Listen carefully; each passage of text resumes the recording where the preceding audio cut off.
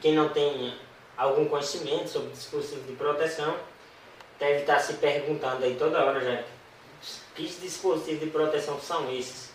Que a gente tanto fala e não mostramos nenhum exemplo ainda de algum, certo? Já citei alguma vez o DR, né, que é o diferencial residual, só que vamos dar uma pincelada aqui em algum deles, certo? O que são esses dispositivos de proteção? Para que eles servem, certo? Então eles são dispositivos que são projetados para proteger residências, indústrias, equipamento, comércio, circuitos, usuários, pessoas, certo? Então, como o próprio nome diz, a função dele é proteger, certo? Então a função dele vai ser proteger os equipamentos, as pessoas, a indústria. Só que ele tem diversos métodos de proteção, né? Tem proteção contra aumento de temperatura, tem proteção contra a pessoa para não tomar choque, né? Proteção contra corrente, proteção contra sobretensões, proteção contra curto-circuito, proteção contra surtos, como por exemplo no caso de uma descarga atmosférica. A gente tem dispositivos que, estando instalado na sua residência, na sua indústria, no seu equipamento, na instalação que vai para o seu equipamento, vai proteger. Então são 1001, né, dispositivos de proteção que estão disponíveis no mercado. E para utilizar cada um desses dispositivos de proteção tem que ser feito um estudo, certo? Um estudo de caso, um estudo do circuito, um estudo do ambiente, estudo de onde vai ser instalado isso, para ver inclusive condições e tudo mais, ver quais são as necessidades. Após você fazer todos esses levantamentos, fazer todos os cálculos, você vai consultar os catálogos dos fabricantes. Porque com os catálogos dos fabricantes e com a sua necessidade, é que você vai saber qual é o melhor dispositivo, qual é o dispositivo mais ideal para você, certo? Então, com todos esses levantamentos, você vai ser possível a tomar uma decisão, porque eles devem proteger você, principalmente, certo? Então, você, todos os equipamentos da indústria e tudo mais. Como que eles devem fazer isso? Porque eles devem desligar, ou o que a gente chama de também seccionar, certo? O circuito, a alimentação desse circuito em caso de alguma anomalia, em caso que aconteça alguma sobretensão, algum curto-circuito, certo? Aconteça uma descarga atmosférica que traga surtos para a sua tensão. Então ele vai seccionar, vai desligar em condições adversas. A depender do dispositivo também, certo? Como a gente vai ver mais na frente, um disjuntor, por exemplo, você pode usar essa opção de desligar o circuito, né? Desligar, ligar, reenergizar, energizar, desenergizar. Um dos passos, né, para desenergizar, que a gente viu que tem que seguir toda uma sequência para se considerar o circuito desenergizado. Você pode utilizar a opção manual também, certo? Então liga, desliga, que é justamente aquele que tem em todas as instalações residenciais, que é justamente a chavezinha que você liga e desliga no quadro que você recebe no ponto de entrega, que a concessionária bota lá, instala para você fazer a ligação na sua casa. Então justamente aquele dispositivozinho que você liga e desliga, às vezes quando precisa fazer alguma manutenção na sua casa, caso ela não tenha um quadro de distribuição com todos os circuitos, certo? Principalmente mas nos interiores que não tem esses quadros de distribuição, com divisão de todos esses circuitos, normalmente quando se precisa fazer manutenção, vai lá e desliga o disjuntor geral, certo? Então, é justamente esse dispositivo aí que é um dispositivo de proteção. Ele permite também definir limites para condições anormais de operação do circuito, tais como tempo de duração e amplitude. O que seria isso? Quando eu vou instalar esses dispositivos, eu faço o levantamento, certo? Por exemplo, determinado equipamento não pode ter o limite de X tensão. Se passar desse limite, ele vai prejudicar. Quando a gente vai dar partida em motor, por exemplo, quando você liga motores, principalmente motores mais pesados, nos instantes iniciais, ele dá um pico de corrente muito grande. Então dá para eu colocar também um dispositivo e programar ele, durante tantos segundos, que é justamente na partida de motor, você pode aceitar a corrente tal. Corrente nominal, acho que pode chegar até 10 vezes, a corrente de partida pode chegar até 10 vezes a nominal, depende do motor. Então você tem como você programar isso lá nesses dispositivos, que alguns deles a gente chama que é a curva de atuação, certo? E aí você pode dizer, ó, depois de condição normal, se ele chegar em tal corrente, desligue, ou seja, seccione, corte a alimentação, porque tem alguma coisa normal acontecendo, certo? Dá para você também, no caso dos DR, tem os DR, que são mais sensíveis, como por exemplo, você pode programar ele, tem uns de 30 mA. Se ele enxergar alguma corrente de 30 mA, alguma corrente que esteja, alguma fuga de corrente de 30 mA, por exemplo, isso pode significar um choque numa pessoa. Então ele desliga automaticamente. Então, nas instalações que tem dispositivo DR, então isso garante bastante a segurança da pessoa, certo? Inclusive a gente vai ver também mais na frente quais são os esquemas de aterramento que a 5410 exige, já que tem DR ou não, quais são os ambientes, alguns dos ambientes, certo? Então, ele permite definir isso. Alguns dispositivos permite que você ajuste isso, outros dispositivos já vêm definido pelo fabricante, ó, ele atua a partir de tal tensão, ele atua a partir de tal corrente, como a gente vai ver na questão dos fusíveis, certo? Então, só para a gente fazer a proteção de uma instalação elétrica, ele tem que se seguir alguns passos, certo? Tem algumas etapas a serem seguidas. Como, por exemplo, a primeira dela é a estratégia de operação. Por quê? A depender do seu sistema, você vai utilizar diversos dispositivos de proteção, certo? Você não vai utilizar, você vai utilizar aterramento, você vai utilizar potencialização, você vai utilizar, por exemplo, um disjuntor, a gente vai ver esse dispositivo daqui a pouco. Disjuntor, você pode utilizar também um DR e você pode utilizar um DPS, que é de dispositivo de proteção contra surtos.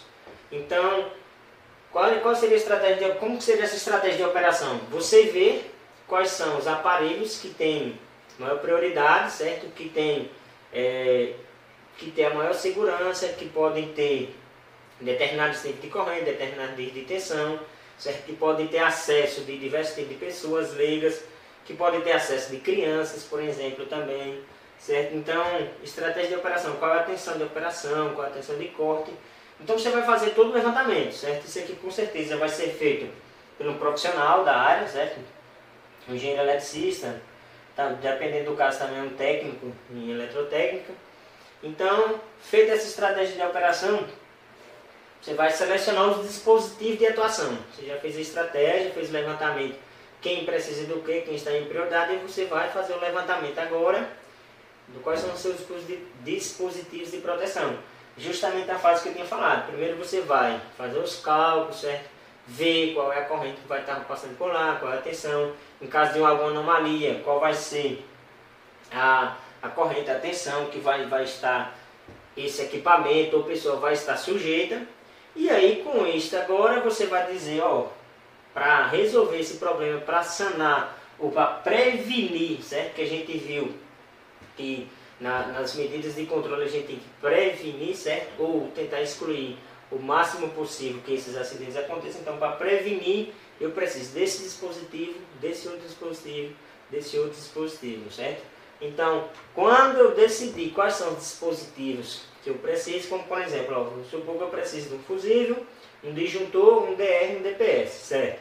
Agora, quais eu vou escolher? Aí eu vou para o catálogo dos fabricantes e aí lá eu determino quais são os valores, porque o fabricante vai me dar já quais são os valores máximos, mínimos que eles trabalham, se é possível fazer calibração, se a calibração já vem definida de fábrica, certo? E aí você, com o catálogo dos fabricantes, você vai fechar toda essa etapa que você faz para proteger a instalação elétrica, certo?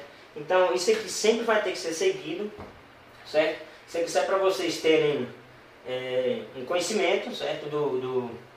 Todo o processo que é feito para se proteger a instalação, dos passos que são extremamente importantes, certo? Então isso aqui tem que seguir também memorial de cálculo, tem que seguir toda uma documentação que os profissionais habilitados para estar fazendo isso aí, certo?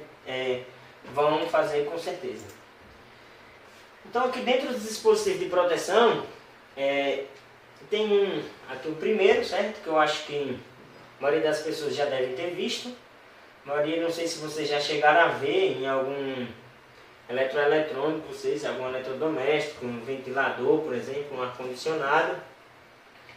algum vidrozinho como desse aqui, ó, de vidro, estourado, certo? Quebrado, estourado mesmo, ele rompe, parte, certo? Então o que seria esse aqui? Seriam os fusíveis, certo? Qual é a função dele? Proteger contra sobrecorrente. Então, quando não se tinha esses dispositivos, antigamente, os aparelhos queimavam muito, certo? Por quê? Porque qualquer surto que tivesse, qualquer curto-circuitozinho, qualquer anomalia, qualquer aumento de corrente que tivesse, não tinha nenhum dispositivo para proteger o equipamento, provavelmente também não tinha nem aterramento funcional, certo? Nem funcional nem de proteção. Mesmo tendo esses aterramentos, a depender da intensidade dessa corrente, ou se a gente não tiver também aterramento de proteção, tanto a pessoa quanto o dispositivo podem sofrer danos, podem sofrer perdas. Então antigamente acontecia muito o quê? Qualquer anomaliazinha queimava a televisão, queimava o som, ventilador e tudo mais, certo? Hoje em dia a gente tem, por exemplo, os fusíveis, certo? Eles são muito utilizados nessa parte de eletrodoméstico, porque, por exemplo, no ar-condicionado, se ele for submetido a uma tensão muito grande, a uma anomalia de corrente, no caso, o que vai acontecer? Ele vai só estourar o fusívelzinho e aí ele seccionou o circuito, ele cortou a alimentação, certo? Então qual é a função dele? Proteger, seccionar, cortar a alimentação, certo? Essa aqui, a função dele é automática, então não tem como a gente ir lá e abrir e depois fechar novamente. Uma vez seccionado esse dispositivo, uma vez que ele chegou a se romper, a única solução é ir lá, trocar ele e colocar um novo, certo? E mesmo assim ele é um dispositivo barato, certo? Completamente acessível e bastante eficiente. Então, hoje em dia é bem mais tranquilo, porque os eletrônicos, por exemplo, ar-condicionado, televisão, som, tudo mais, acontece alguma coisa, é só ir lá trocar o dispositivo de proteção, porque se já pensou, se não fosse isso, você ia perder seu ar-condicionado, você ia perder seu aparelho, certo? Dependendo dos tipos de aparelho, que são bastante caros. Então aqui a gente tem diversos dispositivos, certo? Cada um desses dispositivos, como a gente já falou, você tem que ter feito toda a etapa para ver quais que serão utilizados, consultar o catálogo dos fabricantes. E aí, hoje em dia a gente já tem alguns desses dispositivos que são aplicados na eletrônica, certo? Que são aplicados também na indústria. E aí, alguns deles hoje em dia já se permite alguns ajustes, certo? Já se permite que você faça alguns ajustes. Outro, o ajuste dele é por fábrica, por exemplo. Ele vem aqui especificando, certo? Aqui a gente tem, por exemplo, 63 amperes, certo? Nesse aqui, por exemplo. Então significa que passar disso aí ele vai atuar, certo? Aí, então ele traz esse outro aqui, a gente tem, por exemplo, 160 amperes. Então passar disso aí ele vai atuar. Então ele traz a especificação da tensão, que pode ser da potência que pode ser utilizada, a tensão, ali a corrente que ele suporta, certo? Então a função dela é justamente proteger, certo? Tanto o equipamento como a pessoa, fazer o seccionamento, certo? Existem diversos tipos no mercado, esse aqui são apenas alguns deles, certo? E aplicações são mais das mais diversas, certo? Entre eletrônicos, eletrônica e alguma parte das indústrias também. Então a gente não vai entrar num princípio de funcionamento a fundo, na matemática por trás dele, porque também não é o foco do curso. A única informação que se dá assim para falar aqui como é que ele atua, é que quando há esse aumento de corrente nesse dispositivo, a parte interna dele é composta por material que faz com que esse material se funda, ou seja, faz com que esse material abra, certo? Então, quando há esse aumento de corrente, esse material abre instantaneamente e aí secciona o circuito, parte o circuito, cortou a alimentação, cortou o risco, certo? O problema pode continuar, mas pelo menos o dispositivo, o aparelho ou a pessoa que esteja em contato com este dispositivo, né, com o equipamento, não vai sofrer danos, certo? Então tá aí o nosso fusível, certo? A gente tem também aqui algumas características dele, certo? Dos fusíveis, que eles são proteção, são bem simples, certo? Operação simples e segura. Trocar um fusível daquele dali, deu algum problema, só ir lá, comprar um novo, tirar, encaixou lá, tranquilo. Então proteção simples e segura, são geralmente de baixo custo, como eu já tinha falado, são bastante acessíveis hoje em dia, bem difundidos, de baixo custo, certo? Só que uma das desvantagens ou não, dependendo do ponto de vista, certo? É que eles não permitem manobra, ou seja, não tem como eu ir lá, abrir um fusível, depois fechar um fusível, abrir um fusível. Se ele se rompeu, certo? Se ele se fundiu por algum problema lá, ou seja, se ele enxergou que deu um surto de corrente lá, então ele vai se fundir, vai abrir. E aí quando ele abrir, você vai ter que trocar, certo?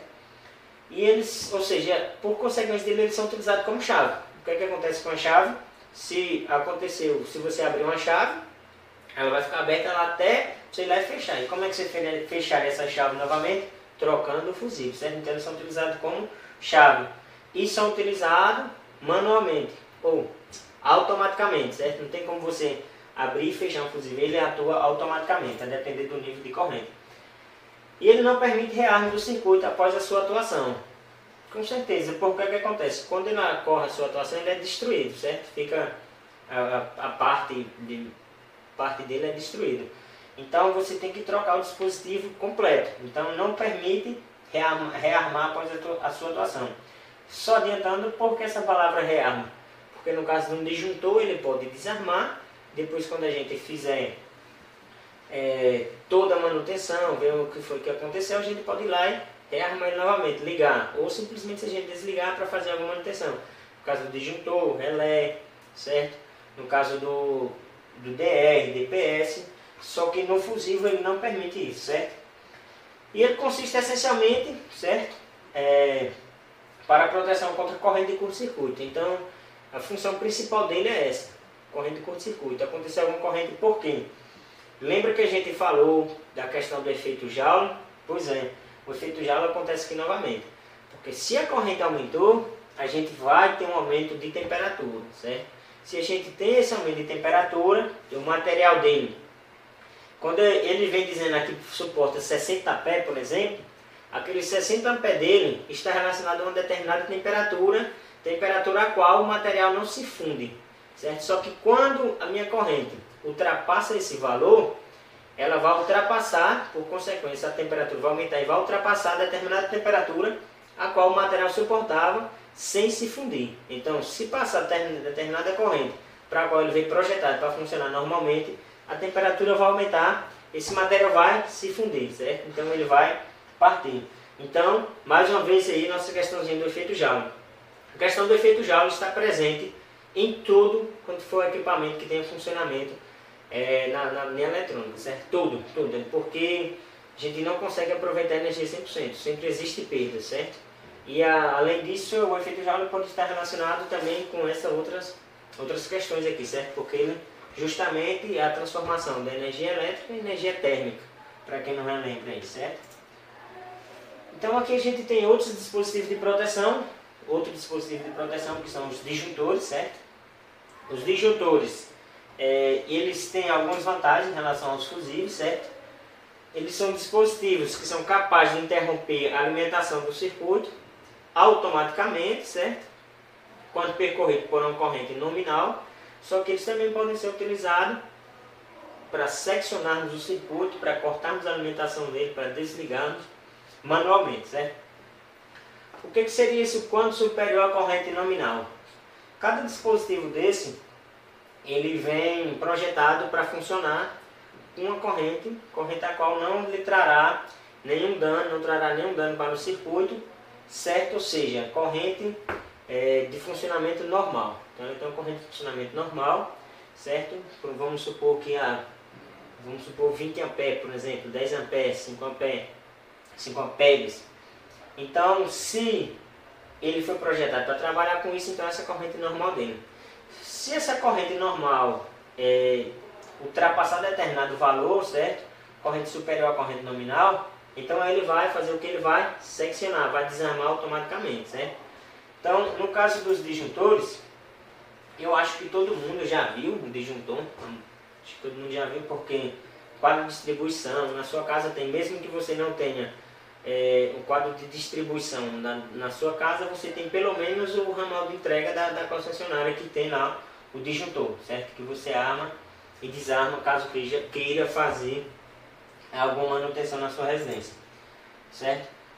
Então, a principal função dele justamente é garantir a proteção e segurança, certo? Então, mesma função também dos disjuntores, certo? Dos fusíveis, e também dá valor ao nome que a gente que são destinados a ele, certo? Dispositivos de proteção. Então, a função de proteger, certo? Garantir a segurança.